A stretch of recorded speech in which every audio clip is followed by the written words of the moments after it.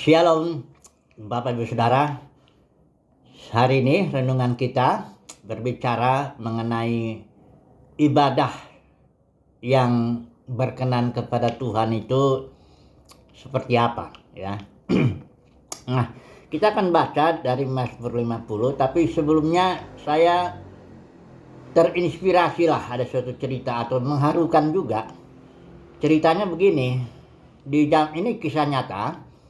Di zaman Perang Dunia Kedua itu tentara Jepang ada seorang yang masuk ke hutan di Filipina. Waktu itu ada tentara Amerika juga perang di sana. Dan dia itu tidak tahu ya, setelah dia selama di hutan itu dia hidup 30 tahun dia hidup bertahan di hutan Filipina itu, dan dia tidak sadar bahwa peperangan sudah berakhir ya. Pemerintah Jepang sudah sempat melempar surat-surat supaya prajurit itu kembalilah ke markas mereka lah ya, ke Jepang. Tapi ini prajurit ini tidak mau karena dia menganggap itu hanya dusta aja, hanya bohong aja gitu ya.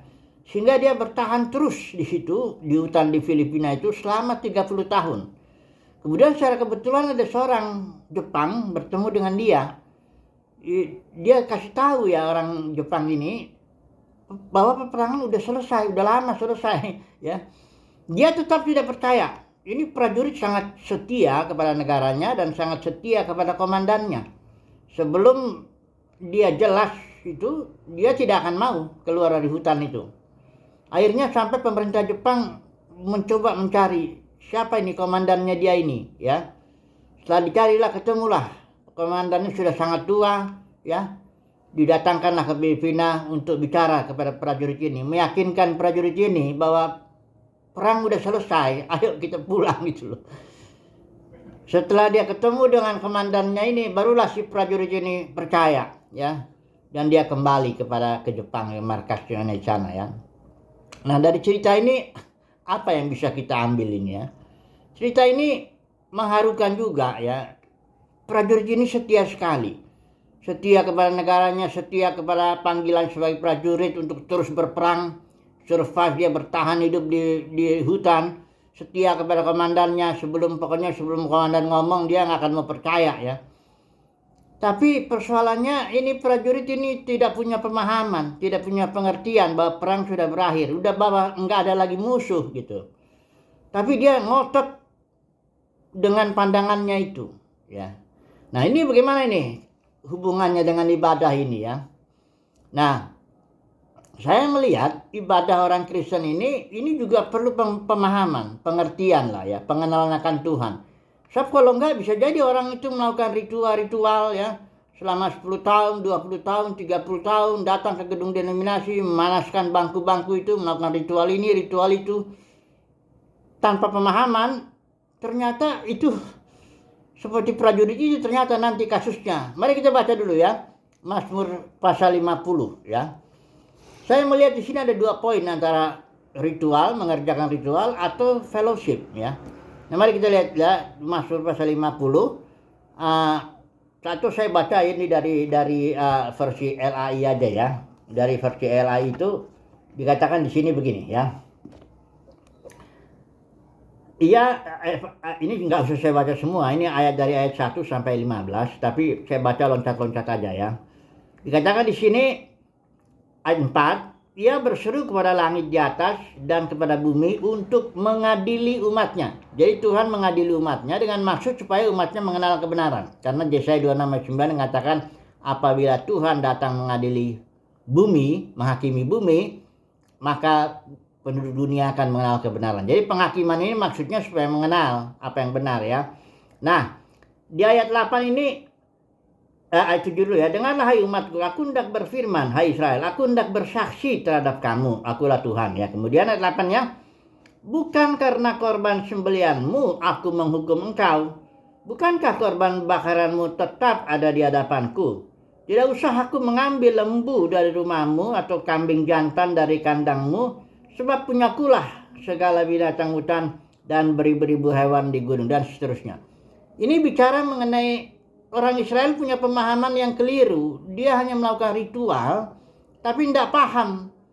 Tuhan bilang, loh aku kan nggak usah aku ambil lembu. Sangka orang Israel kalau Tuhan tuh berkenan kalau dia lakukan ritual potong lembu sesuai. Tapi itu sesuai aturan, memang aturannya begitu. Tapi bukan itu yang Tuhan mau gitu ya. Bukan melakukan ritual-ritual terus berulang-ulang begitu selama 10 tahun, 20 tahun, 30 tahun. Orang bisa setia beribadah model begini. Tapi Tuhan bilang bukan itu. Nah barulah ayat selanjutnya, ayat 14 ya.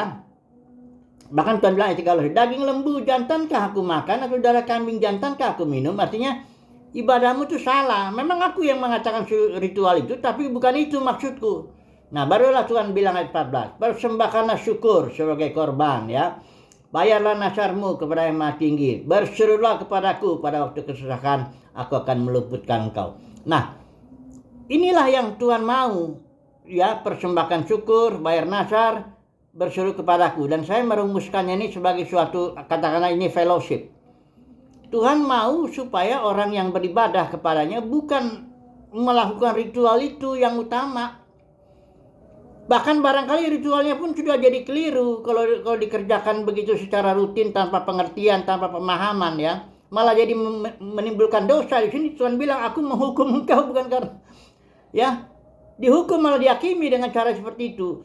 Tapi yang Tuhan mau, persembahkanlah syukur, ya fellowship lah dengan Tuhan. Oke, mari kita masuk dulu ke Lukas 15. Ini ada cerita anak yang hilang ya. Kita semua tahu ceritanya lah itu. Nggak usah kita ulang, itu ada cerita di Lukas 15. Tapi intinya begini, pengertian hilang ini banyak di sini. Kalau di perikopnya dibikin di LA itu bikin perumpamaan tentang anak yang hilang, seolah-olah yang hilang itu anaknya satu. Padahal sebenarnya kalau kita baca ceritanya ini yang hilang ini anaknya dua, ya. Dan perumpamaannya harusnya judulnya perumpamaan Bapa yang penuh kasih, karena konteksnya itu Yesus itu sedang menjelaskan pada orang Farisi kenapa dia bergaul dengan orang-orang berdosa. Nah, oke. Ini ada seorang bapak punya dua anak bungsu dan anak sulung, ya. Yang bungsunya ini nggak suka berfellowship dengan bapaknya, tapi terus terang dia bilang, bapak aku nggak suka di rumah ini, aku nggak suka bersekutu berfellowship dengan engkau, nah, aku mau pergi ya. Mana bagianku harta jadi milikku, warisannya. Nah, anak ini kurang ajar juga sebenarnya ya, tapi bapak yang penuh kasih, dia nggak paksa. Oke lah, dibagi-bagi. Setelah itu anak ini pergi jauh, berfellowship lah anak ini dengan pelacur-pelacur, dengan orang-orang yang di sana, sampai habis lah hartanya. Kemudian si anak ini kan jatuh di kandang babi, sampai ingin dia makan babi, makanan babi. Setelah itu dia pikir, di rumah bapakku itu banyak ya hamba-hamba yang makanannya enak-enak ya. Nah aku pulanglah ya. Dia pulang ya. Kembalilah dia ke rumah bapaknya ya. Dan bapaknya ini menerima ya dengan hangat, dipeluk ya. Bapaknya ini karena berpikir yang penting saya ingin fellowship dengan kamu. Saya nggak peduli kamu itu menghabiskan harta saya atau bagaimana, atau usul itu si anak hilang ini dia jadikan aku hamba. Nggak didengar sama bapaknya. Pokoknya bapaknya peluk, kasih baju yang bagus, kasih sepatu yang bagus, kasih cincin. Aku mau fellowship dengan engkau. Anakku tadinya mati, sekarang hidup lagi ya. Yang hilang sekarang didapatkan. Itulah hati bapak itu ya. Dia ingin fellowship. Nah kemudian ya kita lihat anak yang sulung. Anak yang sulung marah langsung kan. Dia nggak begitu lihat dia ada pesta-pesta di rumah, dia tanya sama seorang hamba ada apa. Itu adikmu pulang. Bapak langsung bikin pesta di situ katanya. Langsung marah lah si anak sulung ini. Nggak mau masuk dia. Ya. Setelah itu bapaknya kembali dengan kerendahan hatinya lah juga ya. Bapak itu keluar temuin anak sulung ini. Coba saudara perhatikan apa omongan anak sulung ini ya. Mari saya baca dulu ya Lukas 15 ini ya. Ayat 28 ya. Lalu ayahnya keluar dan berbicara dengan dia. Ayat 29. Tetapi ia menjawab ayahnya, katanya, telah bertahun-tahun aku melayani Bapa dan belum pernah aku melanggar perintah Bapa.